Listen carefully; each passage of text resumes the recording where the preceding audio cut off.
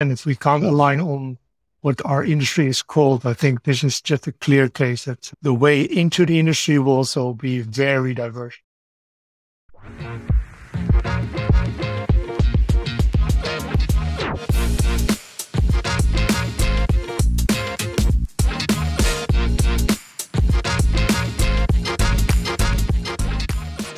Welcome to nohacks.show, a weekly podcast in which smart people talk to you about better online experiences.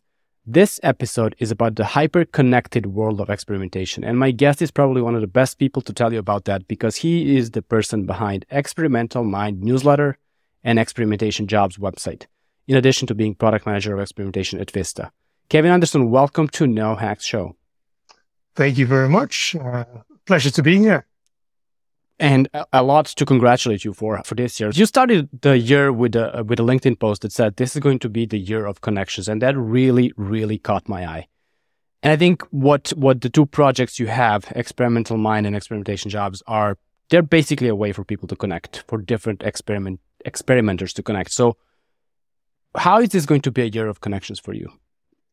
Oh, good one. So I think what many people do, beginning of the year, they set New Year's resolutions, right? So during Christmas and New Year, they dream about a new future. They think about, okay, next year, I'm just going to completely change everything. And I don't really buy into that dream. Although I have tried it never worked. So I don't believe in that. What I think is much more helpful is just do reflect on the past year. And that is what I do between Christmas and New Year. I think about all the good things, all the things that I think, well, those could be improved. And then I pick just a general theme that all ties this together. And this is not a measurable goal, right? It's not a KPI. But this year I just came up with, okay, this could be the year of connection. And I build upon the things I did last year, because last year I spent a couple of months in Scotland. So last year was really the year of outdoors, spending lots of time with my family in the mountains in Scotland, which I truly enjoyed. But looking back, what I missed a bit, because we were so far away, I was far away from friends in the Netherlands, far away from family. So I thought, okay, those are the things I want to rebuild again. So that's one way I came up with the year of connection. Okay, and going back 2022, I believe you said it was year of systems. So how was that applied in practice? Well, that's a good thing. Well, we're going to talk about my newsletter, but I think I really invested in just creating a system for the newsletter. Although 2021? Did I say that? 22 was the year of systems. Oh, yeah, of course. Yeah. So that was definitely the year of systems for my newsletter, because what I noticed was that each time I'm going to write these newsletters, it's still a big effort, right? So I'm thinking about the process. I mean, you probably have the same experience with running a podcast. You really need to think about what are the steps and how can I make each step a little bit easier. And I think this ties into what people do in their day job with optimizing websites. It's about thinking, how can I make each step just a tiny bit easier for customers or for yourself? And if you do that, I think it will become much more enjoyable to crunch out podcasts, share newsletters, share posts. Enjoyable and easier. Yeah, it's definitely thinking about easier and probably more enjoyable. I think that's the KPI you try to optimize for. Oh, absolutely. I mean, for me, let's say 2023 was the year of systems, and for the podcast at least, because up until 3 or 4 months ago, the editing and I want to do everything on my own. Like, it's a hobby project. I love editing. I love preparing. I do everything on my own. I was doing editing in Adobe Audition, and then I did the clips in Adobe After Effects. It took so much time, and then I found better tools, and 5 hours became 2, and then I could focus more on writing the scripts and finding better guests and reaching out to people, and it is a more enjoyable experience, I'll be very honest, because I'm not an editor. I'm never going to pretend to be one. Yeah. So, a curated bi-weekly newsletter with interesting reads at the intersection of experimentation, analytics, and behavioral science. That's what Experimental Mind is. And it started 9 years ago. And congratulations on hitting number 200. So there's been 200 editions of Experimental Mind. What are the top 2 or 3 things you've learned over the 9 years of publishing this newsletter? Well, I've learned a lot of things, and I learned a lot about content, of course, but I also learned a lot about the process. And I think when I look at the content, each year I make just a general overview post of most popular links, and what keeps popping up is just quite basic information, right? So it's about having enough sample size. It's about statistical methods. It's about our name of the industry. Is it CRO? Is it experimentation? Is it decision science? So if you look from that perspective, you could say, well, the conversations are not really evolving, but I think it's a good sign because it makes sense because our industry is probably growing. So more people are stepping in, and those people are interested in also learning the basics. So I think that's just a good thing. And it's also good to just reiterate the important stuff. So I'm not so worried about that this is not just generating the newest stuff. Of course, I've seen many new vendors popping up, tools like AB Smartly, AdPost, Statsic. I think that's a big push. And the funny thing is they all came out of other companies, right? So they came out of Airbnb or from Booking or from Facebook. So I think that's a very interesting development. And the other part is, I think I've learned a lot about the process of writing a newsletter. Well, we talked a bit about making it easy as possible. I have just set up a very clear checklist of how to crunch out a newsletter because sometimes I don't feel it. I don't know how it is for you. Yep. Sometimes you have other stuff going on in your life. And you think, well, I'm not ready for writing a newsletter. So I know if I sit down and I open my task list and I just start at step 1, then 2.5 hours later, I'll have it published the newsletter. So I think having that system in place really, really helps. Yeah. Okay, so if I understood correctly, you have some kind of a checklist for publishing a newsletter, or true. And it starts really basic with I use a time tracker, so I just because I'm interested in how much time I spend on this. So first step is just start the time tracker. Second step is put up a playlist in Spotify because I need some music to get into the flow. Then I recreate a newsletter, just make a copy of the template from last edition. Start adding jobs. I start adding content. Start opening all the articles that I've been saved in my bookmarking tool.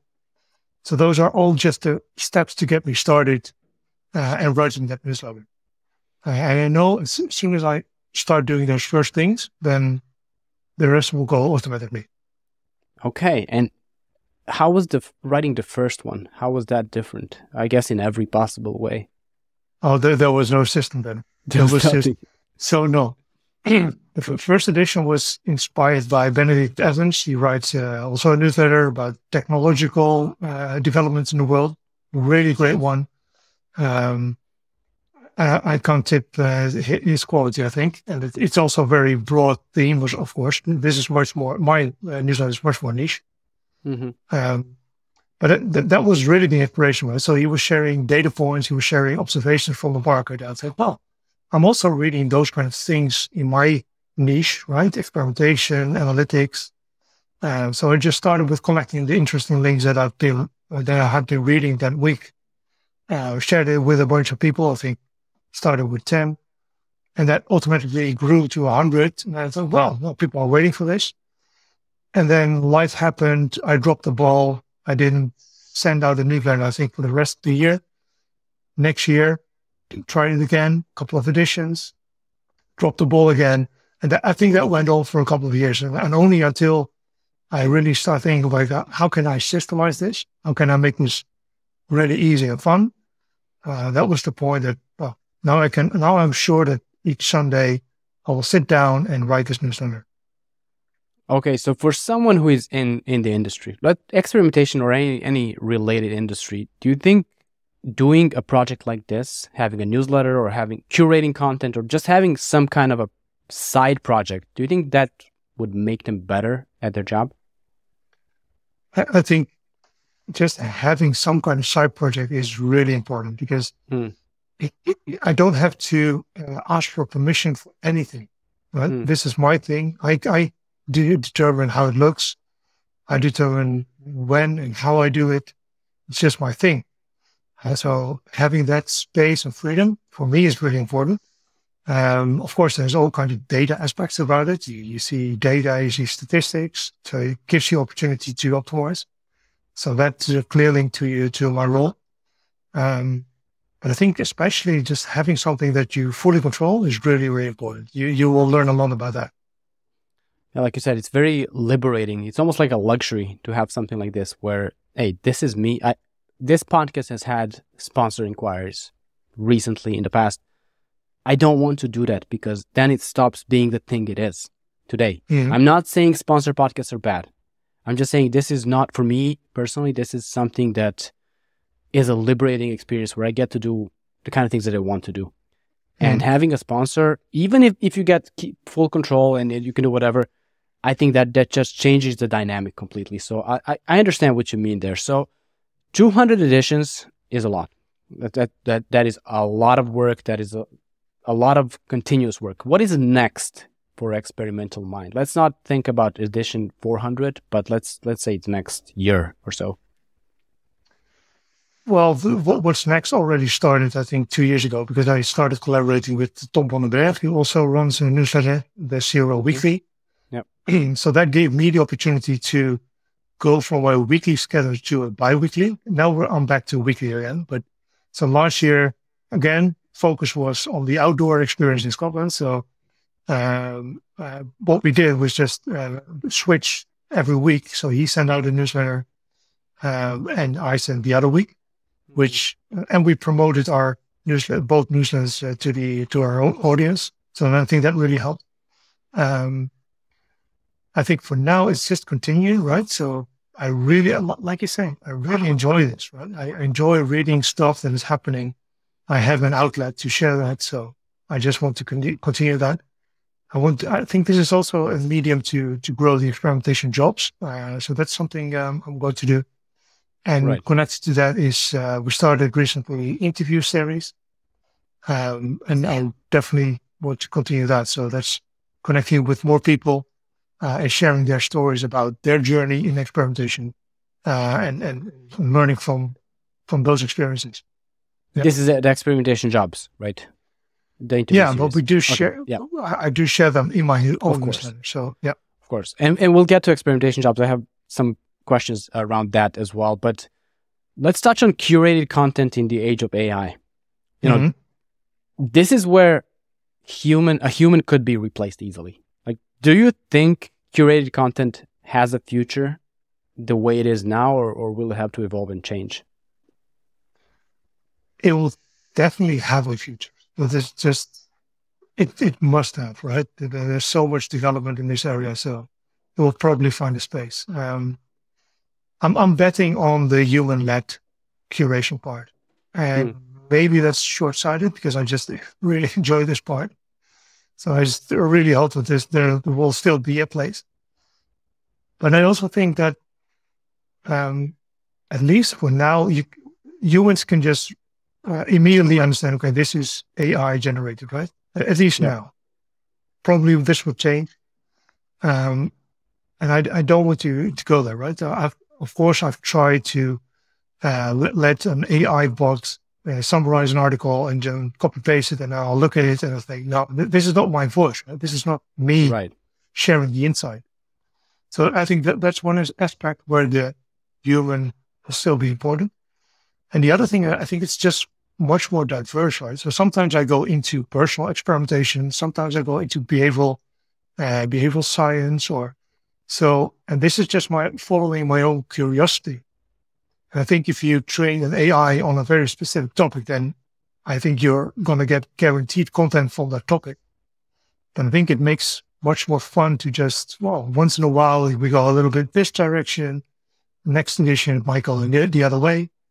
So I really hope, at least, that there will be a place for that. And the best part here is that if you're enjoying the process as much as you are with Experimental Mind newsletter, AI could help, but if you don't let it replace you, it will not replace you because this is your thing. This is Kevin Anderson's newsletter, and it always will be. There could be other AI-generated newsletters, but not this one. So you mentioned already experimentation jobs and the interview series and everything you're doing there and how it supports, how they support each other, the newsletter and the website.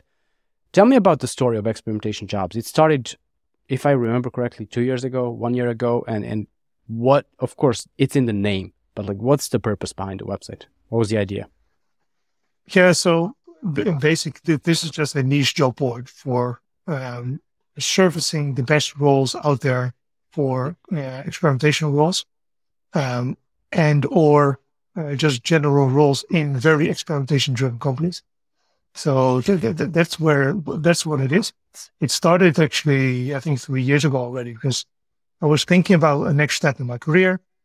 I knew it was going to be in experimentation, but there was nothing out there where you could just go and see and read about companies and have a sense about specific experimentation roles. Of course, you have LinkedIn. Of course, you have Google, where you can search for jobs. But this is not a curated to a list of roles. And I started sharing them in my newsletter, right? So I got some traction. I got comments from people. Hey, I found a new role via this link. So that was really cool. Then I added a bunch to my own website. And then I think after starting collaborating with Tom van der Weg, we really made this into a thing. So we bought the domain name. We set up the website. In the first steps, we just took care of everything. And again, now we have just a very clear step-by-step process. Mm-hmm. And we work with Bogdan, who is a student from Romania. He lives in Bucharest. I've never met him in real life, but he's a great guy. And he takes care of all the operations, right? So he also finds new roles, publishes them. So this is fully, it's all automated from an AI perspective, but this runs by itself now. And now we can look at other opportunities. So the idea behind it is to help people find their next role in experimentation, essentially. Yep. Is it just Dutch roles or is it global? No, it's definitely global. Yeah, definitely global. Okay. And of course, we see, many roles in the Netherlands, many roles in the US, UK. I think those are the top markets. Right. We have to do a bit more digging to find roles in Germany. Somehow they are harder to find, but they are definitely out there. So we're adding those as well.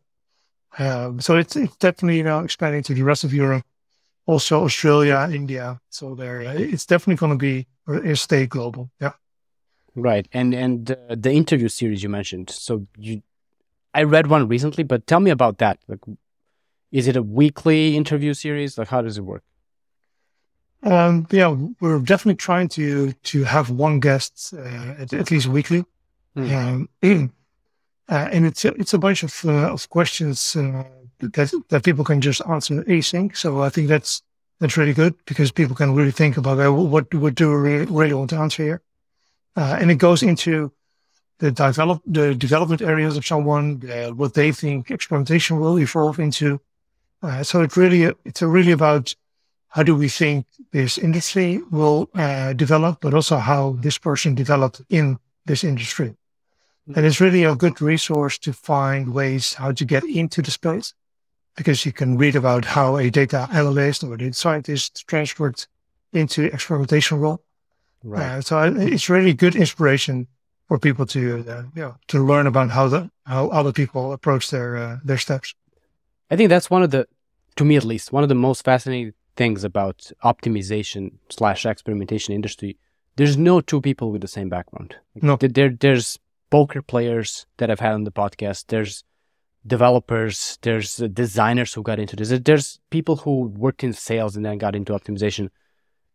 Do you think maybe 10 years from now, there will be like a uniform path for people to get into optimization and experimentation? Will it be that kind of industry? Or is the beauty of it that there's some chaos behind it and that's why it's so different and so unique? Well, again, if we can't align on what our industry is called, I think this is just a clear case that the way into the industry will also be very diverse. And of course, on universities and schools, this is a subject now. This is a topic which is being taught. So I think that will definitely help. But I don't think it's a clear-cut step-by-step process. And I think that's the beauty of it, right? People coming from academia, people coming from different roles, marketing, sales, all kinds of backgrounds. And you can be very good in optimization or experimentation, definitely. Yes, there's some chaos. There's a chaos element to the background of this industry. And personally, I love that. I think a lot of people who are in it do as well. Okay, let's just briefly talk about, because you're a conference speaker as well. You're frequently seen presenting at major conferences. When you go to a conference, are you the experimental mind guy or are you Kevin Anderson? Like, how do people approach you? When I'm on stage or just no, just at a conference, anywhere. Well, the funny thing is, and I think that's true with many things. Also, when you run a podcast, and if you have regular readers or listeners, then some people say, "Well, I have a sense that I already know you," because they see your name, they read your stuff, or they listen to you. So that's really funny. So I think it's really easy to connect with people because we already know what kind of interest you have, etc. I don't think they really approach me as the experimental mind guy. I'm not sure. Okay. Not yet. I don't want to be that one. I'm just Kevin. I can just approach you with any question you have. That's fair. And since this is the year of connections, obviously, what are some of the conferences people will be able to connect with you at this year? So I have one booked at least. I'm going to the Growth Summit in Frankfurt. So that's definitely one. I recently updated the full calendar of all the events for 2024. So yeah, hopefully there will be another conversion hotel or experimentation island, where you never know what kind of name it will get. So that's the one in the Netherlands. So if that's up, I'll probably be there, and you can definitely connect. And of course, you can connect with me on LinkedIn or just reply if you are on my newsletter. Absolutely. So it might change the name. It might be Conversion Island. No, Experimentation Island. What did you say? Well, I think that's maybe we're not supposed to share that, right? I don't know. But okay. I've been making fun with Tom all the time. I like to call it Experimentation Island. I think that's a better name than Conversion Hotel. Okay. Ton is scheduled to be on the podcast in a few weeks, so I'll make sure I ask him that. Okay. All that said, this is the year of connections, and my guest is really the person connecting people in the experimentation space. Kevin, I want to thank you for being on the podcast. It has been a pleasure reading your newsletter and talking to you today. And I will definitely see you in Frankfurt, and I'll make sure I say hi. And to everyone listening to this podcast, please consider rating, reviewing, sharing, whatever you do with episodes. And I'll talk to you next week. Thank you.